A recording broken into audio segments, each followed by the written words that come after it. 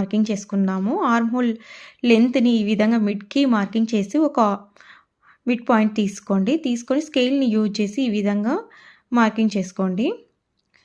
Arm whole round అనేది కూడా check చేసుకోవాలా. ఇక్కడ ఆర్మ్ హోల్ వచ్చేసి 15 ఇంచెస్, మనకు half of the arm whole 7.5 inches అయితే రావాలి. ఇక్కడ స్టిచ్చింగ్ అనేది 1/2 ఇంచ్ కదా, 1/2 ఇంచ్ వదిలేస్తూ మనం మెజర్ చేసుకోవాలి. ఇక్కడ నాకు 1/4 ఇంచ్ ఎక్కువ వచ్చింది.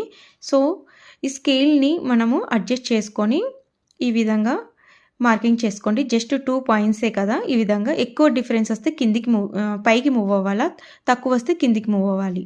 ఇప్పుడు మళ్ళీ చెక్ చేసుకుందాం. ఈ విధంగా 7.5 ఇంచెస్ ఎగ్జాక్ట్గా వచ్చింది. ఎక్కువ వస్తే పైకి షిఫ్ట్ అవ్వాలా, తక్కువ వస్తే కిందికి షిఫ్ట్ అవ్వాలి, అది చూసుకోండి. బ్లౌజ్ మొత్తం ఫిట్టింగ్ ఆర్మ్ హోల్ మీదే ఉంటుంది, ఎందుకంటే అక్కడ నీట్గా వస్తే చాలా నీట్ ఫినిషింగ్ వస్తుంది. నెక్స్ట్ వచ్చేసి షోల్డర్స్